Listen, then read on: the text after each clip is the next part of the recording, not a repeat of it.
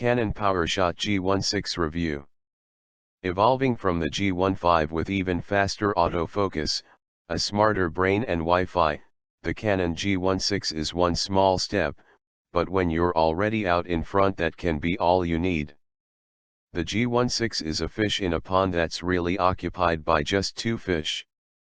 Together with the Nikon P7800, it's one of a pair of cameras that offer more manual control than the best consumer compacts, such as the Sony HX50, stopping just before crossing into system camera territory. Like the Nikon P7800, the G16 is created as a wholly practical camera, and as you can tell from a glance, it's not concerned with fashionable styling.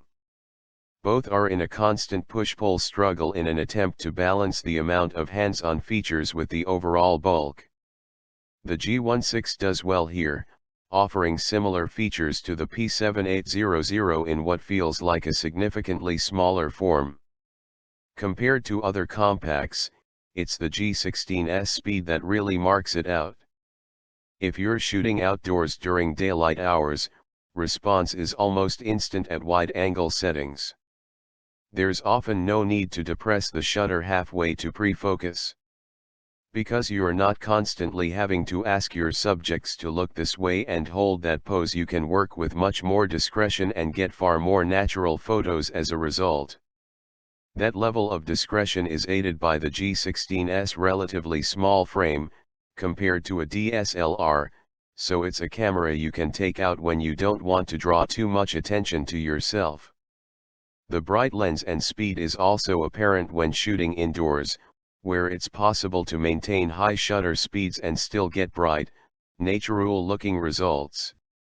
This is where it begins to feel rather more like a DSLR than a compact.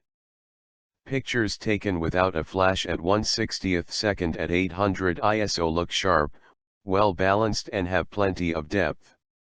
Noise levels at 800 ISO are impressively low, too. Of course, autofocus take a little longer when the AF assist lamp comes into play, but the weight is still minimal. There's no tilting display here. The 3in LCD is fixed, which reduces options for shooting at alternative angles but does keep the G16's overall size in check. It's not a touch screen either, and that's something we can live with. In fact, it's something we welcome, and although to a degree it's a matter of personal preference, we'd suggest that cameras work better without touch screens so long as there are enough knobs and dials. Most of the hardware controls work very well in manual mode. You can use the pleasantly rigid dial on the front to quickly choose a shutter speed from 1/2000 th to 250 seconds, and dilate the aperture or alter the ISO with the less tactile dial on the rear. Canon G16 hardware controls. Manual focus is a more sluggish affair when adjusted with taps or rotations of the rear dial. It's hardly dynamic, but if you've got time to set up your shot it works fine. The G16 isn't the best for video, but it's certainly good enough to be taken seriously. It'll go up to 1080p at 60 fps, and whether you're in this mode or drop down to 30 fps, it produces very detailed footage with attractive depth of field effects. It comes unstuck with movement, not so much the movement of your subjects but the camera itself.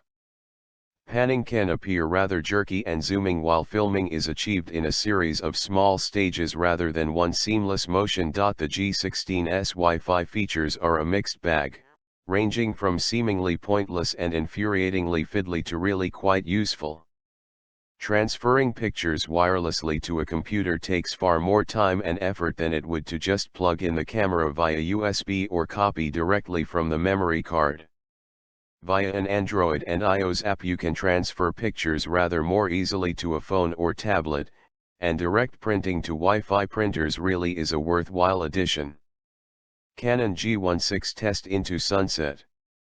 You also get a few creative photography tricks thrown in, such as the star modes that allow you to watch the night sky burn into the screen as it exposes or create starry time-lapse movies. The G16 has the speed and light gathering power to shine even in basic auto mode, and with fast, direct access to manual controls it has the skills to justify its considerable girth.